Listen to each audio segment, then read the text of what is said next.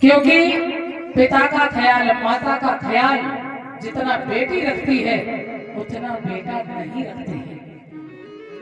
ससुराल में जाकर भी बेटी अपने पियर का पूरा ध्यान रखती है। आधी रात में पिता को प्यास लगे, भूख लगे, उतने समय बेटी खड़े होकर भोजन बनाएगी, पिता की सेवा करेगी।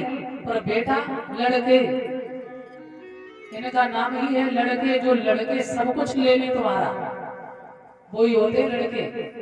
और बेटी पराए घर की चिड़िया होती है, भैया उठा के दे दोगे ले जाएगी, नहीं तो भैया के लिए छोड़ दो ना। जैसे घर में आप डालते चली जाएगी। और फिर भी जब बेटी घर में आए तो हमें ऐसा क्यों लगता है कि लोग कहते हैं पराए घर को भूलो। ऐसे नहीं सोचना चाहिए। जनक जी के यहाँ बेटा है, ज्ञानी है, परंतु भक्ति स्वरूप बेटी नहीं है, तो सारे राज्य में सूखा पड़ी। भगवान की असीम कृपा से महाराज जनक के यहाँ जब बेटी हुई तो काले काले बादल आ गए, गड़गड़ाहट होने लगी, घमासान वर्षा होने लगी। बेटी के पैदा होते ही राज्य में हरियाली छा गई और चारों तरफ जो जमीन बंजर पड़ी थी उसमें हरियाली छा गई। बोल गोविंद भगवान की। श्री सुखदेव जी कहते हैं, राजन, सीता जी का जब जन्म हुआ है, जो साक्षात भक्ति स्वरूप है, चारों तरफ आनंद ही आनंद बरस रहा है और महाराज जनक के राज्य में बड़ी खुशियां हैं। मैंने कहा कि ये अध्यात्म शक्तियां पता नहीं चलता कितनी जल्दी बढ़ती हैं। जानकी जी बड़ी हो रही। ये माला का सम्मान जो है अवधेश नाम बताया था भैया। अच्छा, अवधेश भैया की तरफ से माला का सम्मान है, इसी गांव से, मुड़ियाई से। तो मैं भगवान से ये कामना करेंगे सदा सुख में जीवन रहे, सदा आगे बढ़े, भगवान से मेरी कामना है। सीता जी धीरे धीरे बड़ी हुई। अच्छा, बेटी जब बड़ी होती है तो माँ का हाथ बटाती है। सीता जी मैया के साथ घर में काम करा रही है। क्या देखा, महात्मा दरीच की हड्डियों का बना हुआ धनुष रखा है। घर की सफाई करते समय सीता जी ने उसे उठाया, दूसरी जगह रखा। क्या हुआ,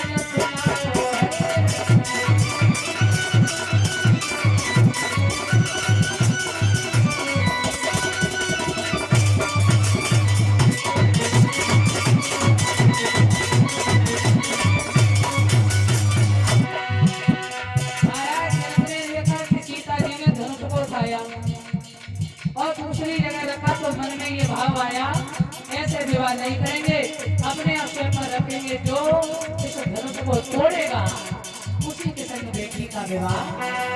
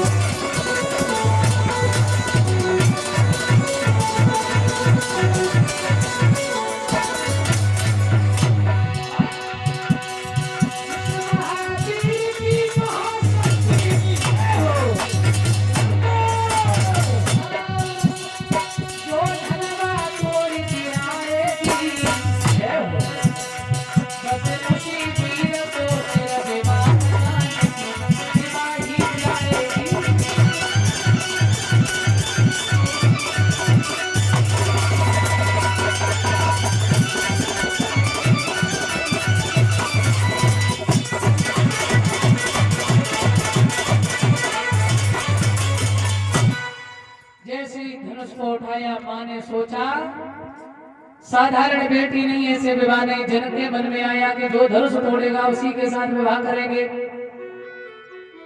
धीरे धीरे बेटी बड़ी हुई। एक दिन घर में गुड्डा गुड़िया का खेल खेल रही थी। मैया ने बांदी को पास में बुलाया और कही जाओ महंत को बुला के लाओ। महाराज को बुलाया, कहिए हमारी बेटी विवाह योग्य है, सुंदर वर देखो विवाह का। उसी समय जवाब दिया, देवी चिंता ना करो। चारों तरफ पत्र भिजवाए। एक गुरु विश्वामित्र के यहाँ भी भेजा। भगवान श्री राम को लेकर के, लक्ष्मण को लेकर के आज गुरुदेव जी चले हैं जनकपुर की तरफ। ऐसा ही नहीं, जा रहे हैं, चले हैं रघुराई और पहुंचे फूल बाग में जाई।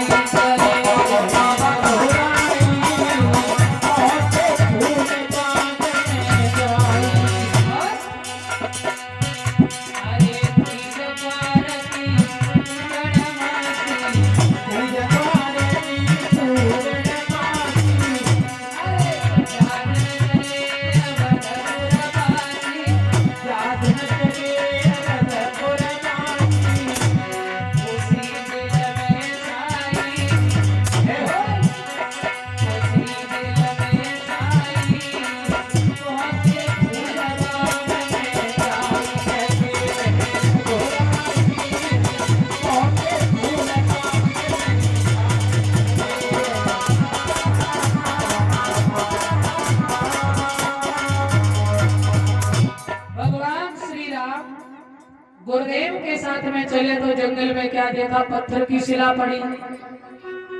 गुरुजी ये क्या है? ये गौतम ऋषि की पत्नी है, श्राप से पत्थर की हो गई है, बरसों से तुम्हारा इंतजार कर रही है। राम जाओ चरण रज से इसका कल्याण करो।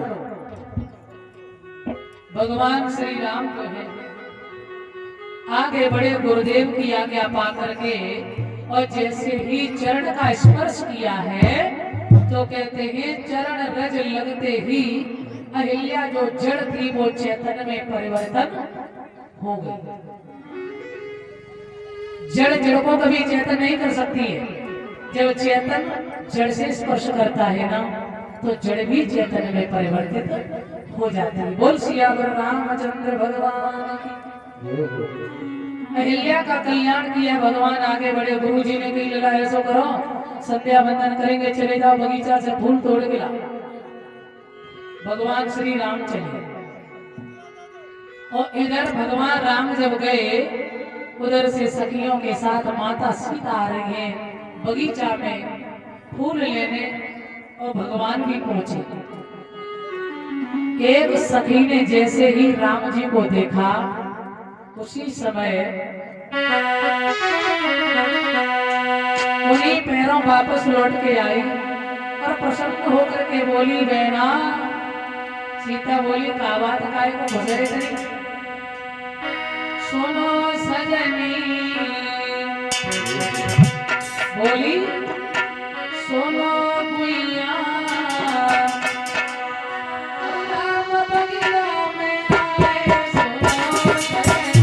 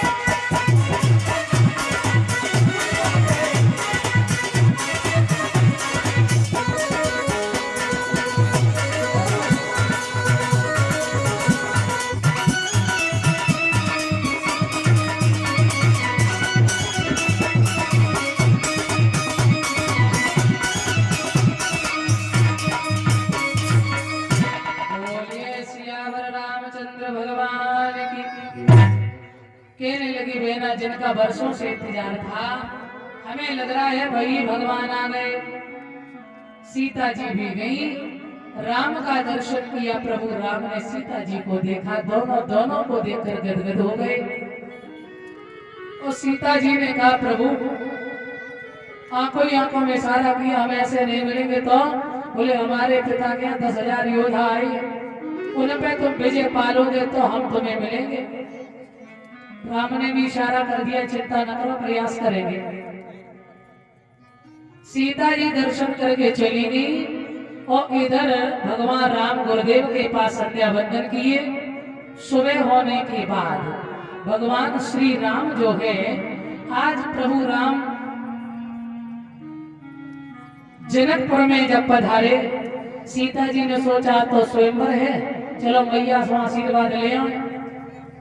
तो मेरे बंधु को ध्यान रहे, आज सीता जी जो थी जैसे ही आशीर्वाद के लिए चली, तो देखो ये मंत्र कैसे समाया है। ओम श्री साई नर्मदेश्वर महादेवाय नमः। ओम नाम परमात्मा भगवान श्री राम, श्री सीता जी, श्री लक्ष्मी जी, श्री हमारी माताएं, श्री जो मांग में सिंदूर सजाते हैं।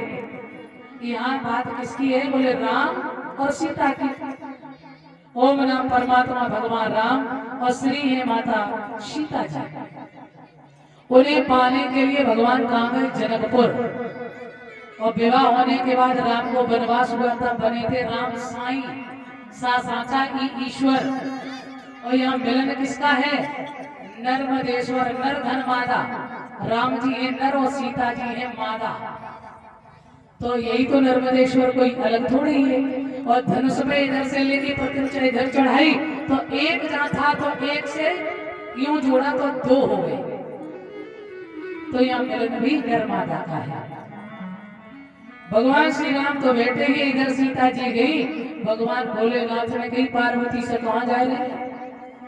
हम जा रहे सीता जी को आशीर्वाद दें। अच्छा तो हम भी चलेंगे। मैया ने कहा नाना बाप पुरुष नहीं जाते हैं। सो मैया ना पहुंची, उससे पहले भोले बाबा पहुंच गए। माली ने जैसे देखा भोले बाबा के पीछे पड़ गया। बाबा भागने लगे, भागते गए। जब कुछ समझ में नहीं आया सो एकदम से बट वृक्ष बन गए। ध्यान देना, अब पत्तों में नेत्र चमक रहे भोलेनाथ के। पार्वती मैया आई, चारों तरफ डोली, जो वृक्ष देखो। बोले जे कहां से? समझिए क्या तुम नहीं माने आ गए? भोले बाबा बोले तुम तो आई गई। अरे तो हम आशीर्वाद देने आए। मैया बोली, भोले बाबा बोले सोई हम देने आए। अभी सीता जी आ रही होंगी, क्या कहेंगे? तब तक सीता जी आई। अब मैया पार्वती ने बाबा से कही बाबा कछु करो बताओ, कल सीता जी आ रही। भोले बाबा ने कही तुम ही बताओ। सो कछु समझ में नहीं आई। बाबा ने कही अपने शरीर में ही जगह दो। तो देखो अर्धनारी स्वरूप जब ब्रह्मा ने सृष्टि नहीं कर पाई, तब भगवान ने धारण किया। और आज यहाँ पर भी धारण कर रहे हैं अर्धनारी स्वरूप। इस अर्धनारीश्वर को ही कहते हैं नर्मदेश्वर। भोले बाबा थे, कहीं मैया ने आ जाओ शरीर में आए। सो आधे में हो गए भोले बाबा, आधे में हो गई माता पार्वती। इसी को कहते हैं नर्मदेश्वर। और यही महामंत्र हम आपको दे रहे हैं, इसी की पुस्तक है। इनके लिए स्वयं ब्रह्मा हाथ जोड़े बैठे हैं। स्वयं ब्रह्मा इनका भजन करते, विष्णु करते हैं। ये मंत्र साधारण नहीं है। ओम श्री साई नर्मदेश्वर महादेवाय नमः। आप इसका जप करिए, ये आपका कल्याण करेगा। तो आज अब भोले बाबा से मैया ने कही बताओ, जब सीता तुम्हारी माला डाले फिर राम के, तो सब भोले बाबा कछु समझ में नहीं आई। सब पंजन के बल खड़े हो गए।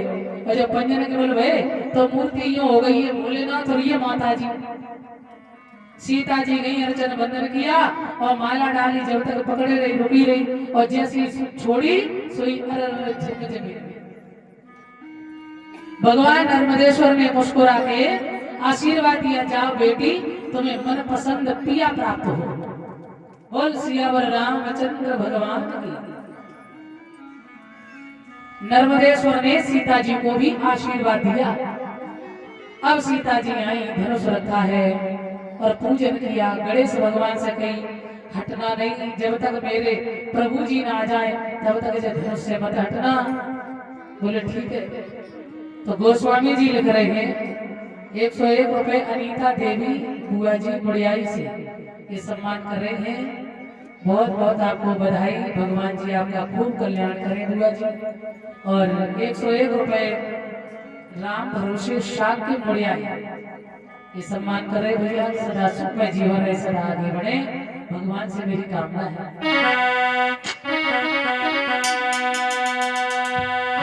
भूमि जब सिया पगधारी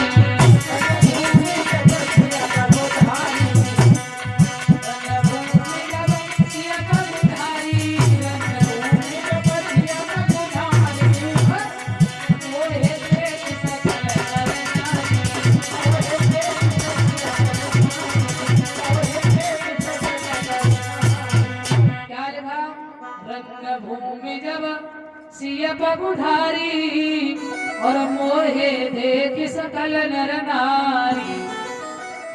और एक तरफ लिखा है मोहन नारी नारी के रूपा और पन्नगार यही रीति अनूपा। परीक्षित जी ध्यान दें, मैंने कहा था चौपाई जहां हो वही समझनी चाहिए, लोग अर्थ गलत कर लेते हैं। लिखा है रंग भूमि में जब सिया पगधारी मोहे देख सकल नर नारी। वैसे कहते हैं स्त्री स्त्री को देख करके मोहित नहीं होती है। और बात तो धंधा कम तो ठीक है, गांव में कितनी सुंदर बहुआ है और मैया माई देख के आते सुनो कैसी लगी, बढ़िया ठीक है, लंबी भरारी, दूसरी के चुपड़ा इतनी लंबी सदेरो टांड, बहू का जो बीच में हो बीच दुधिया को जीव कौन परी गौ, लंबी है तो वाह भाई, छोटी है तो वाह भाई, मोटी है तो वाह भाई, पतली है तो वाह भाई, गोरी है तो वाह तो करिया है तो वाह। हाँ, अब अगर बहू अगर छोटी है तो हे भगवान जी लड़का को तो मुंह ही कटेगा बहू का, जे टेढ़ पकड़ी बन सही में करेगा। और बहू अगर सांवरी है तो बेना जे टिपला तो वो अच्छे लग रहे। बहू तो रात में खड़ी करते हो तो ईमानदारी की दांत ही दांत दिखा तो बहू का दिखा दे करिया के। और अगर गोरी है तो बुरो तो गलत हो, तो बुरो तो गलत हो, तो छब तो है ना करे किसी छबिया के सपाट बुरो तो गलत हो। देखो धन्य मैया। और बहू अगर पतली है तो जी जी कुछ मर जाए बना लड़का संगरी लड़का तो रडगो ही रही। हाँ, एक भूख मारो जी जी जे काम तो 250 ग्राम में सोडा। अगर बहू मोटी है तो ये भगवान बहू है जी जे धरी लड़का की अम्मा लगते। हाँ, कोई न कोई कमी अवश्य निकालेंगी, ध्यान रखना। और ये सच है, बड़ी कच कच करके तभी कहते नहीं बातें आपकी धन्य भैया हो। ओ भावे नय नारी को नारी भारी कमी है नारी में।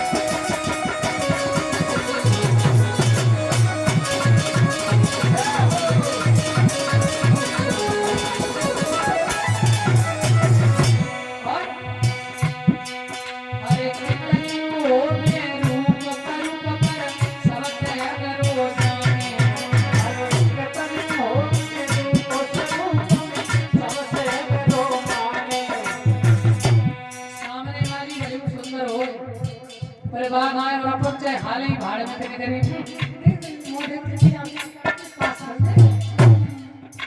धन्यवाद भैया ये तो तुमसे बढ़िया हो यार तुमका बुराई नहीं करती हुआ करती अरे सबसे करो जाने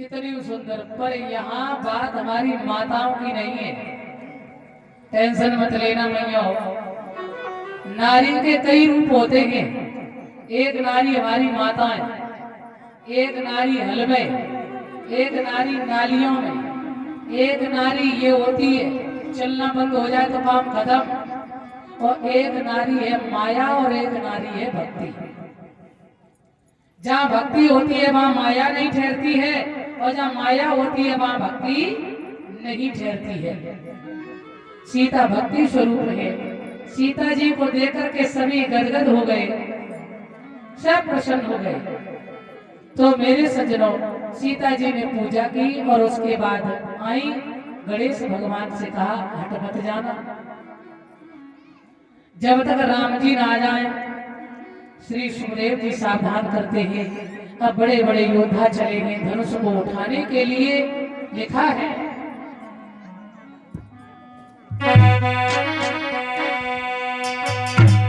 धूप से श्रद्ध से कही बारा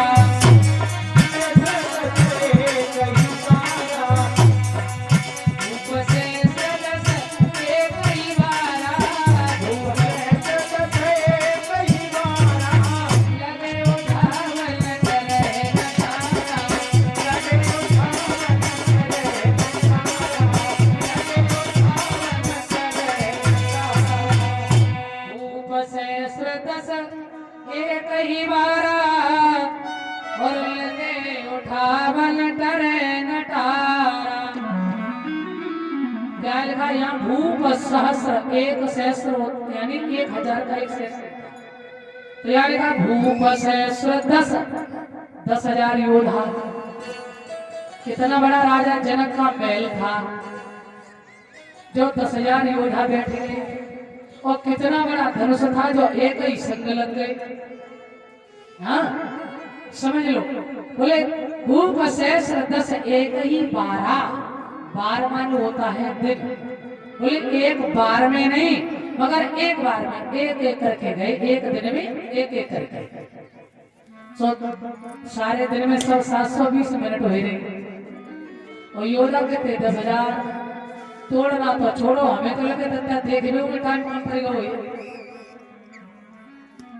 ये चौपाई कब लिखी है एक बार रावण ने तपस्या की भोलेनाथ की भोले बाबा प्रसन्न भाई वरदान मांगो तो बोले जे धनुष हमें दे दे भोले बाबा ने कहीं ले जाओ लेकिन एक शर्त है क्या अगर तुमने रास्ते में कहीं रख दिया तो उठा नहीं पाओगे रावण बोला हम रखेंगे ही नहीं रावण लेके जा रहे भोलेनाथ की महिमा जोर से लगी लवशंका सोच रहे किसको दे दे धनुष क्या करें जमीन में रख देंगे उठेगा नहीं तब तक आए शेषरवा अर्जुन कही भैया थोड़ी देर के लिए हमारा धनुष पकड़ ले धनुष दे दिया, रावण लवशंका करने गए, अब बनते ही ना, और धनुष में वजन पड़े, भैया जल्दी आओ जल्दी आओ जल्दी आओ, बहुत देर हो रही, बड़ा भारी हो रहा धनुष, जल्दी आओ।